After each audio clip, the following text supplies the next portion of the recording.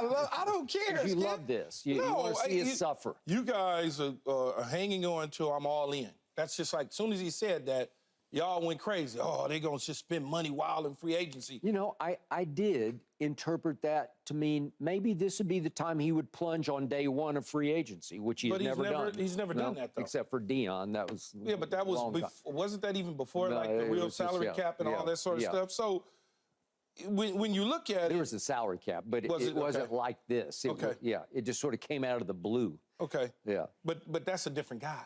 I'd say. That's a different... There's not one of those out there in the universe right now, right? I mean, it's just not. Yeah. So... Literally. If you look at it, that's the first day, man. It's been less than 24 hours of starting. So, what is the day? March 13th? So, whatever, the 12th, March 12th. All right. The season doesn't start till September.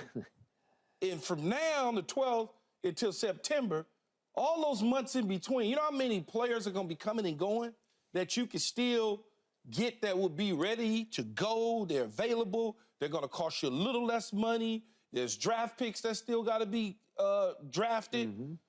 You talk about your needs. You need a lot. See, you thinking all we need is one thing. Well, you need a left tackle. You need a running back. I mean, Tyron Smith's still on the market. He didn't sign with anybody. You need a left tackle. Yeah. Okay, whether you bring him back or whatever the case may be. Draft one. You need a left tackle. You need a running back. You need an inside stuffing linebacker. You want Bobby Wagner? I mean, like, what do you want, right? You need a center. You definitely need a center. So you need a run-stopping, stuffing defensive tackle. Well, we drafted one in the first round last year. You need another corner because Diggs is there, and I know you like Bland, but he's probably better fit to be inside versus outside. Stephon Gilmore's on the market. So you got all of these things that you got to look for. And the first wave of the initial wave of free agency started yesterday on agreements. Contracts will be signed at a later date. And now when you look at Derrick Henry, you're looking for a running back. Joe Mixon, you're looking for a running back. Do you believe you need another wide receiver? There's a Tyler Boyd out there. There's a Curtis Samuel out there. So there's a lot of players, man, that you could still sign. I wouldn't go all crazy because Jerry didn't back up the truck for somebody and say, this is what we need. This is what we want right now. Outside of Deion Sanders, when have they ever done that? I mean, like, that's just not their philosophy. And that's okay. Because there's a lot of teams that spent a lot of money for years. The Washington Commanders under Daniel Snyder will go at midnight, get on their jet, and go boom, boom, boom, and spend all the money. And then remember Hainsworth? He just went crazy for Hainsworth, Bruce Smith, Dion. I mean, he had all these people, and you get nothing out of it. So I like Dallas's approach. I don't mind it at all, especially if you can pick up the pieces that you need to pick up for a fraction of the cost going early. I'm okay with that. The soliloquy you just gave sounds like you just got off the phone with Jerry Jones, right? No, it's the reality of it, though, Skip. What do you want me to say? You want me to say that they should have been in line to pay somebody a crazy amount of money? Yet you loved what Philadelphia did, splashing for Saquon. Because they needed Saquon Barkley. Well, their philosophy. We don't have anybody. Well, maybe Dallas didn't want to pay that money and they don't like his style. You say he ain't nothing. That's what you told me. Saquon Barkley is just chopped liver. He's nothing. I gave you better than DeAndre Swift. Okay. I believe that yesterday was Jerry Jones' favorite day of the NFL calendar because he can get more attention that he gets all year and not even have to open his mouth because everybody keeps looking, Dallas? Jerry, what are you doing? Jerry, wake up. What are you doing? And Jerry gets to sit there and wink at Steven and say, we got this. We're going to show them all we're smarter than all of them. All these fools are out there splashing money all over creation. And to your point, as you look back at it, maybe one of these will hit and produce some playoff wins. But like Brian Burns, I don't know. That's a big signing to me. That was and to get him for a 2 and a 5 because remember but the Giants aren't doing it just for today. They're doing it for tomorrow as they build. Yeah, but that's the kind of move where you look back at it and you say, God, he's just such a difference maker. He changed the way they played defense. I don't know. I'm just throwing out some names. Like somebody, one of these, somebody will hit and you'll say, maybe it's Saquon. Maybe I'll be completely wrong, though I doubt it. But maybe you'll look back and say, Saquon was the catalyst for Philadelphia Super Bowl. But these are all day one splashes that you have to make where you do have to overpay on day one for everybody out there. You have to be desperate enough and feel like you're smart enough that, okay, everybody's agreeing to win the lottery, to win the auction of these players on day one, you have to overspend. So Jerry's saying, I never do that. I wait until somebody comes to me and says, I got nothing. And is it Derrick Henry? I doubt it, because I don't think he's going to come helmet in hand to Dallas and say, I just don't have anything. I'm pretty sure he's going to wind up with Baltimore. It just makes more sense. They have a glaring need there now. They lost Gus Edwards. It just makes sense to me. From Derrick Henry, where would I rather be? I'd rather be in Baltimore. Yeah, you just would. And I'd give you that. I'd rather be in Baltimore. All right. So we did lose Tony Pollard. And again, he's a great kid, but I won't miss him because his leg got tore up. And he never came back from that. He had such a sensational burst. But it was only 1 year, though, Skip. What do you mean, 1 year to come back from it? Yeah. Now, you say you're not going to miss him. He never came. You didn't even give a dude time to come back. When you have leg injuries like that, it's not the first year. It's career threatening. He lost some burst, and he ran hard last year. In his first year. No, I got you, and I hope you're right about that for his sake, for Tennessee's sake, because they got him for cheap. But now we don't have anybody except Malik Davis. I don't know if you remember Malik Davis. He's kind of a banger. What about Deuce Vaughn? Yeah, I love Deuce Vaughn, but he's icing on the cake. He's third down, and he's electric. He did not show me electric last year. No, he's not an every down back, smaller guy. And he got off to a bad start, kind of a shaky start, especially he had his moments in the preseason. But there's Henry, like I said, there's Joe Mixon that's out there now all of a sudden. Yep. And I thought maybe there was going to be Aaron Jones, but the Vikings said no, they jumped all over that. They gave him $7 million. Jerry's not going to give a running back $7 million. There's no telling what Alvin Kamara's situation is. Yeah. I mean, you got time. You got time. But what they do, and I can't argue with it because they do it so well, just watch. They will draft a running back in the second round, and you won't know who it is. It'll be somebody from Yale or somewhere, and you'll say, wow. Is Gardy Lockbaum getting ready to like play? That? Yeah, thank you.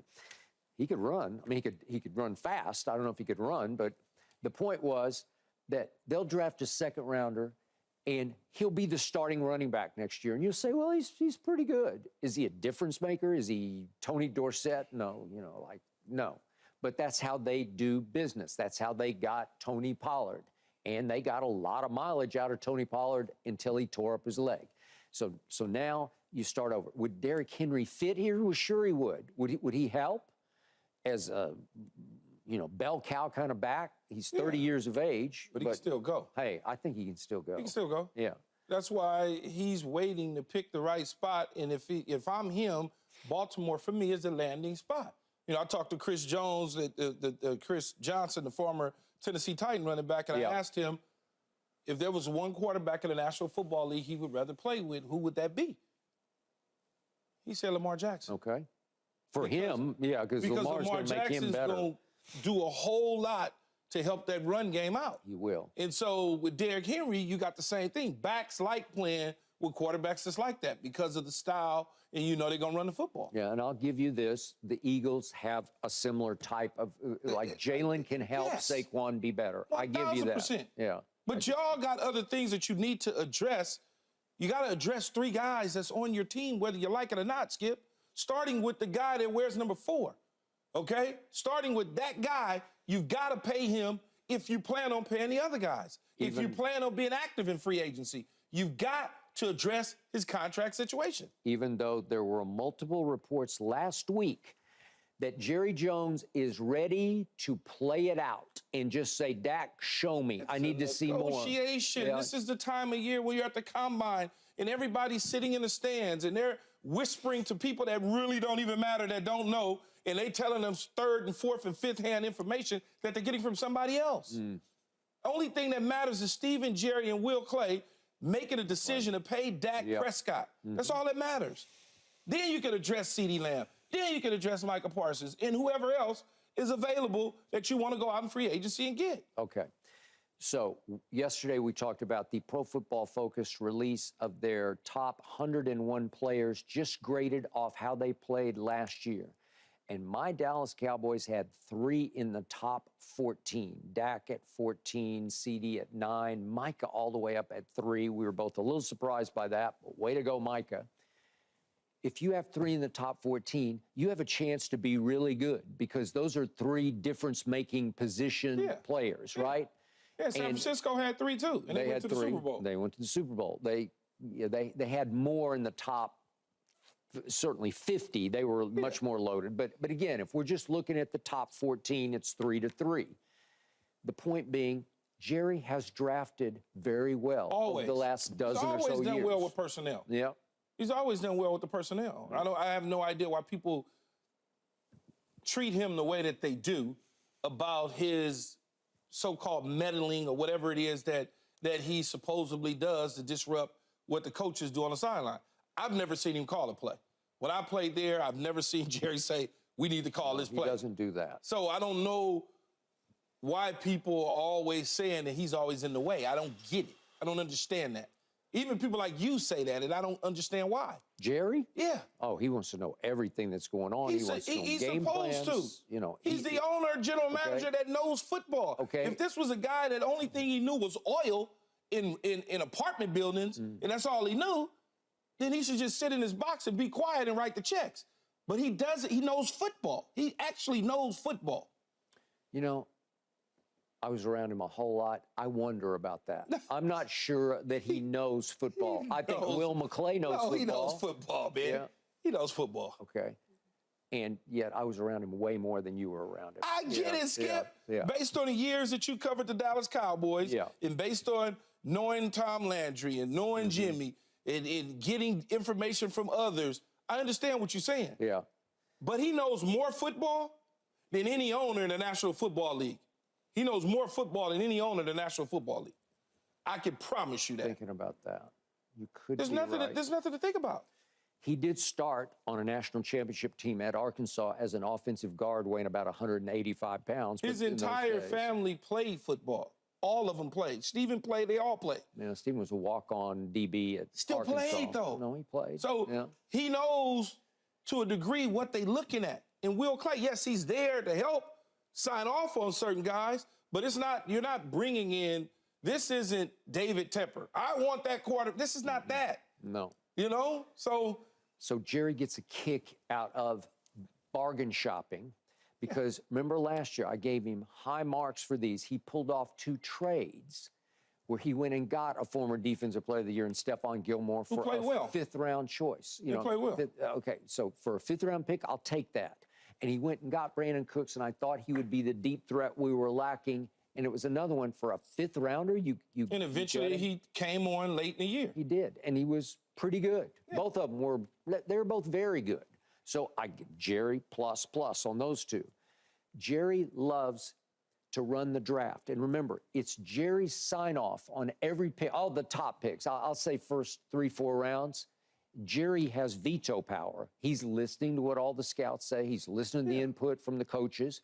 Yet it's his final choice. And I'm okay with that. And he takes total credit for it because this is how Jimmy and Jerry fell apart way back when, is because Jimmy just didn't love it. As Jerry always told me, you have to coach the coach. You have to, on draft day, you have to say, slow down. Maybe we should try this, and kind of finesse it and oversee it, and then veto if you don't like the direction it is heading. Well, he's using his business mind to do it that way, opposed to coaches falling in love with players and just like, oh my God, I like this guy, I'm taking him. Yeah.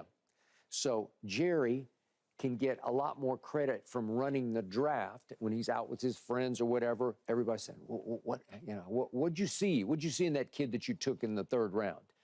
And if you just go splash the first day in free agency, it's not as fun for Jerry because it's easy for Arthur Blank to go buy Kirk Cousins for $50 million a year, right? That's pretty easy to do. That doesn't take a lot of savvy. I'm trying to think off the top of my head, what high-priced free agent quarterback has ever led a team to a Super Bowl? Don't tell me Tom Brady. I don't want to hear that, because Tom Brady, that's he in his own universe. That's something different. Yeah, that's just a different animal. I don't know. It's a good question, because no one jumps off the page to me. No, because if you're a high-priced quarterback as a free agent, you probably ain't no good. That's why your team is letting you go. Yeah. Think about it. Okay. All Super Bowl winning quarterbacks, or all franchise quarterbacks, usually retire with their team. To your point, the Vikings had a chance to keep him, and they looked. They went and got Sam Darnold because they think, well, we ain't going to pay him that much money. We can give Sam Darnold a Baker Mayfield look and one-year deal, and let's see how that goes. Way less, yeah. Baker last year, yeah. No, Baker this year. Baker last year. Yeah, absolutely. No, you're right. If you're on the market, there's something wrong with you. If you're a quarterback, and you appeared in a Super Bowl or won a Super Bowl, or even if you didn't, and you were with an organization for a very long time, they're not letting you walk out the door. Aaron Rodgers walked out the door because Aaron Rodgers didn't want to be there. They had a contingency plan in Jordan Love. If Aaron Rodgers wanted to be there, really wanted to be there, they would have kept Aaron Rodgers. Yeah, I think they were tired of him. But he started the tired of him years ago. Yeah. But if he just would have just played football, Aaron Rodgers would still be a Green Bay Packer. And remember, his last 3 playoffs for Green Bay were not pretty. I understand. But you can't find Aaron Rodgers on the bus stop on Pico and Motor. It doesn't work like that. Pico and Motor is right here. But you can find a lot of quarterbacks on Pico and Motor that's not Aaron Rodgers.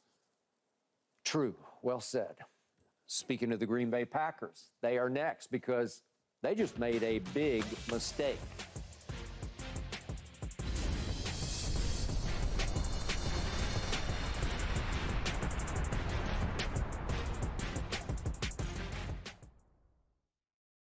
Thanks for watching, Undisputed fans. Do you want more highlights from the show? Make sure to click that subscribe button for all the exclusive content from Undisputed.